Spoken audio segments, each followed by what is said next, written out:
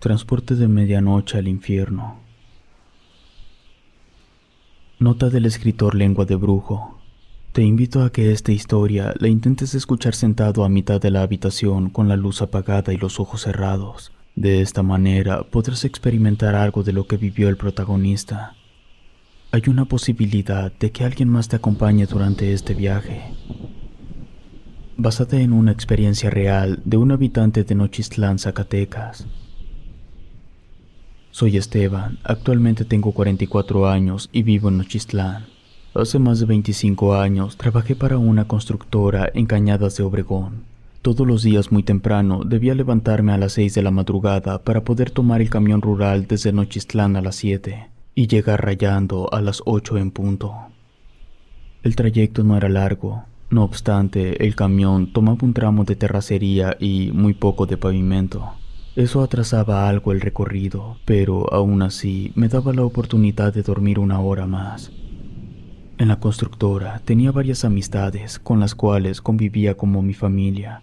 Varios eran de otros lados como Yahualica, Mezcala e incluso alguno que otro de Tepatitlán, pero el único proveniente de Nochistlán éramos Julio y yo. De vez en cuando, al salir del trabajo, Julio y yo nos regresábamos juntos. Nos hacíamos compañía para amenizar el recorrido, y después de llegar a la central, cada uno agarraba camino diferente. Nunca supe dónde vivió Julio. A pesar de los meses que trabajábamos juntos, nunca surgió esa inquietud de decir dónde vivíamos. Nochistlán no era muy grande en aquel entonces, por lo que uno podía decirle a otra persona que después nos encontraríamos. Un día se tomó la decisión de cambiar de área a Julio. Por mala fortuna, este nuevo puesto ya no coincidía con el horario de todos. Lo veíamos muy poco. Nosotros salíamos a las 6 de la tarde, pero Julio tenía que seguir trabajando hasta sabe qué horas. Y de un día a otro desapareció. Por más que hicimos esfuerzos para coincidir con él, jamás lo topamos. Pensamos que quizás tenía tanto trabajo que ya no estaba en la obra. Pero sus superiores nos comentaron que él solo dejó de ir. Trataron de contactarlo, pero no hubo éxito. Sus contactos de emergencia comentaban que no había regresado del trabajo hace 2 días. Todo fue muy raro, pues parecía que la misma tierra se lo había tragado. Duró algunos días en la nómina de la empresa y después lo quitaron, argumentando que se trató de un abandono de trabajo. A una semana de su desaparición, la mayoría se olvidó de él. Y sé que me escucharé egoísta, pero yo también lo hice a un lado. Al final de cuentas, era un compañero más que pasaba y quedaba en nuestras memorias.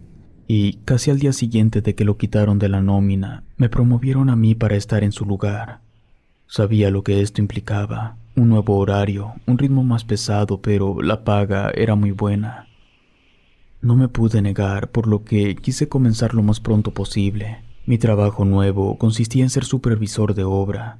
Tenía que llegar más temprano que los demás, asignar actividades y al finalizar el día entregar resultados. Comprendí cuál fue la razón por la que Julio ya no coincidía con los demás. Al salir del trabajo tenía que correr para alcanzar la última salida de Nochistlán, que era a las 8 de la noche. Y si no la alcanzaba, podía quedarme a dormir en Cañadas de Obregón o pagar transporte que me llevara hasta allá. Pero ambas opciones eran muy caras para lo que ganaba, así que siempre me esmeré en alcanzar la última partida. Pero cierto día se me complicó bastante. No pude salir más temprano, por lo que eran las 9 de la noche y no había una ruta que me llevara. Me acerqué aún así a la parada para ver si conseguía un aventón. Pero por 1 hora no pasó ni un alma. Son rutas olvidadas por Dios a esa hora. Son muy peligrosas y la única luz que hay es la misma luna. Pensé en irme caminando en cuanto me dieron las 10 de la noche, pero me llevaría más de 8 horas. O bien podía quedarme en Temacapulín y conseguir hospedaje más económico. Pero le tenía mucho temor al bosque que se encuentra entre Cañadas de Obregón y Temacapulín.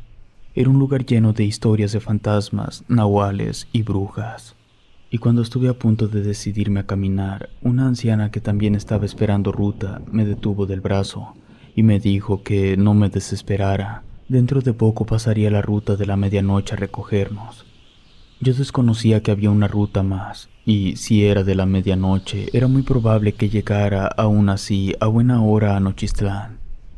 Le agradecí a la anciana, pero ella no me respondió, así que decidí quedarme a esperar a que llegara aquel camión. A los pocos minutos llegó más gente. Eso me tranquilizaba, pues sabía que no eran invenciones de la anciana y que sí llegaría el transporte. Y media hora más tarde, por fin llegó.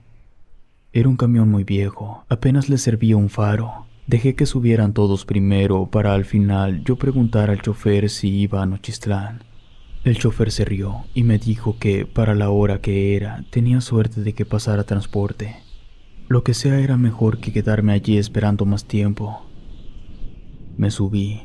Apenas puse un pie arriba, me di cuenta que el camión estaba oscuro por dentro. No había luz alguna. Parecía que todos tenían las cortinas cerradas, además de que por fuera no se percibía ninguna iluminación. Le quise pagar al chofer, pero se negó. Me dijo que no era necesario, pues el pago se haría hasta el final. Fui al centro del camión para buscar un lugar donde sentarme, pero para mi asombro topé con alguien que estaba parado. No podía ver de quién se trataba, solo alcanzaba a ver la silueta de su cabeza. Traté de darle la vuelta, pero estaba alguien más parado un poco más alto. No podía creer que por la hora el camión se encontraba tan lleno. Traté de hacerme espacio entre medio de quien me tapaba, pero nadie se movía. Solo parecían bultos sin vida. Por fin logré adentrarme un poco cuando el camión llegó a otra parada. Ahí aproveché a mirar la hora de mi reloj, el cual tenía una pequeña luz amarilla. La encendí y noté que eran casi las 11. Pensé que tardaría más o menos una hora en llegar a Nochistlán, y con la poca luz que emitía mi reloj, pude ver el rostro de una anciana que me observaba, o por lo menos eso creía yo, pues sus ojos eran casi blancos. Apagué la luz y luego fue nuevamente un bulto que me obstruía el paso. Por fin me hice la idea de que estaría de pie por una hora hasta llegar a mi destino, y que sería lo mejor quedarme a un lado de la puerta principal para bajar en cuanto lleguemos. Durante el camino, un olor fétido me llegó.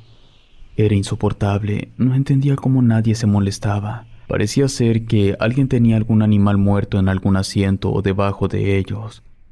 Traté de identificar de dónde provenía, pero no podía ver nada. Mis ojos no se podían acostumbrar a tanta oscuridad.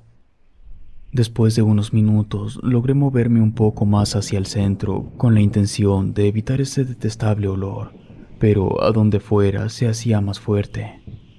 Me estaba mareando, así que traté de distraerme un poco. Fue cuando noté que el camión pasaba por unos faros de luz que, según yo, era el ingreso al bosque de Temacapulín. Con el reflejo de los faros pude notar a algunos de los que estaban parados. Eran ancianos, jóvenes e incluso niños, pero todos tenían los ojos cerrados. Desde ahí me comenzó a dar algo de miedo, pero a un lado mío noté algo que me dejó helado. Noté que había un hombre que vestía una camisa de manga larga de color blanca, pero tenía motas de color rojo. No supe qué pensar. Si era sangre, seguro aquel hombre llegó a golpear a alguien. Traté de alejarme, pero aún era mucha la gente que estaba arriba. Decidí mantenerme allí, pero alerta por si llegaba a pasar algo. Llevábamos varias paradas, pero no veía que la gente bajara. Al contrario, subían cada vez más al camión. Lo que yo no me explicaba es cómo había tanta gente a mitad del bosque. Hasta donde yo sabía, no había nadie viviendo por esos rumbos. De chico, me habían llenado la idea de que allí solo había espíritus y gente que hacía uso de la magia negra. Por ello, le tenía mucho respeto.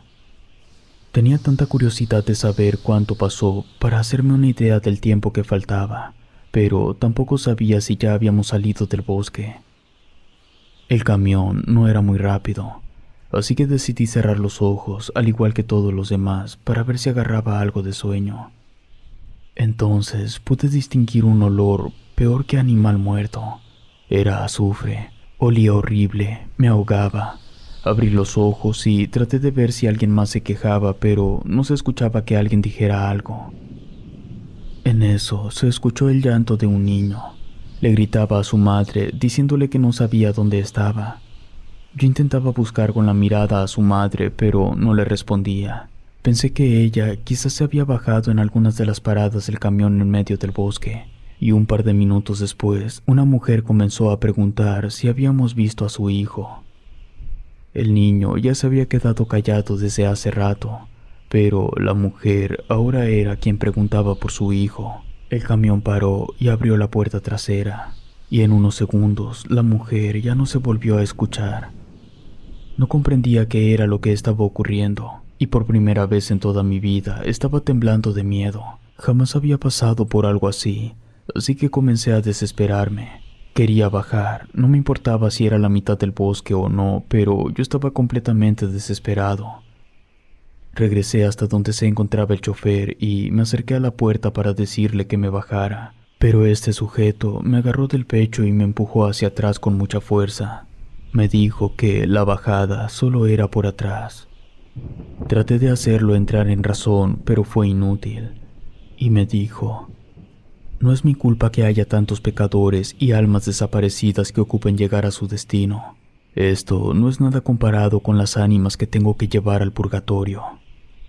El tono de sus palabras, la forma como lo dijo, la maldad en que me lo decía, todo eso junto provocó que me desesperara más. Le rogué de rodillas para que me bajara. El chofer paró en seco el camión y abrió la puerta principal. Un olor fétido a azufre y las mismas llamas del infierno se mostraron ante mí. Aquel chofer solo me preguntó que si esa era mi parada. Le dije que no y me alejé de la puerta. Entonces el chofer me dijo que solo quedaba a que esperara mi bajada.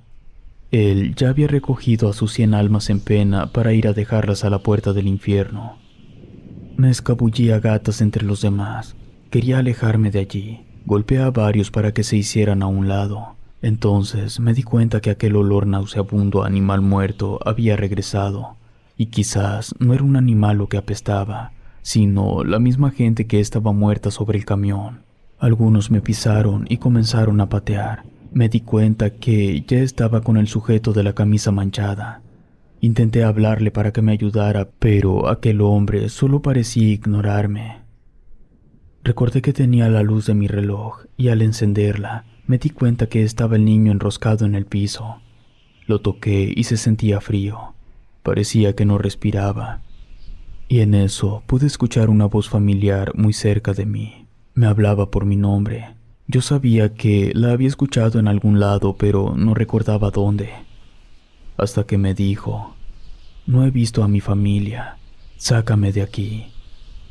Se trataba de Julio. Le hablé varias veces y me respondía. Por fin sentí que había un rayo de luz de esperanza en ese horrible lugar. Por más que siguiera su voz o la escuchara a un lado mío, no lo encontraba. Me levantaba para observar a mi alrededor. Él seguía hablándome, diciéndome que extrañaba a su mujer y a sus hijos. Faltaba muy poco para llegar a la puerta trasera, y cuando estuve a punto de dar el último paso, una mano me tomó del hombro y desde la oscuridad me decía que no podía irme. Entonces alguien me tomó de la camisa y me repitió lo mismo. Hice mucho esfuerzo para retirarme de aquellas garras, y por más que lo intentaba, eran cada vez más fuertes. Entonces alguien más golpeó por mí la puerta pidiendo la parada. No supe quién era por lo oscuro, pero su voz sonaba igual a la de mi difunto padre. Él dijo que yo aún no estaba muerto y que esta no era mi ruta. El camión paró y abrió las puertas. Quienes no me dejaban bajar me soltaron rápidamente. Bajé como pude del camión y caí de costado sobre el asfalto. Apenas podía con mi cuerpo. Sentía la noche y el aire frío a mi alrededor. Sin duda, estaba en un lugar muy diferente. Logré ver que un carro se acercaba hasta donde yo estaba. Le hice señas y se detuvo. Le mentí, diciéndole que el camión se descompuso y que me urgía llegar a Nochistlán. El señor me permitió subir al carro. Me decía que era dueño de una sucursal allí, así que se dirigía a donde mismo. Le agradecí el gesto y la confianza que me dio. No tardamos ni 5 minutos en llegar a Nochistlán. No fui a trabajar por 2 días, y cuando me presenté fue para pedir que me regresaran a mi anterior puesto. No quería volver a pasar por lo mismo, sobre todo porque no pagué con dinero. Aún me sigo cuestionando qué fue lo que se cobraron. Además, creo que Julio tampoco logró pagar. Si te gustó esta historia, suscríbete activando la campanita para que no te pierdas lo mejor de Rede. Gracias por escucharnos. Relato escrito y adaptado por Lengua de Brujo.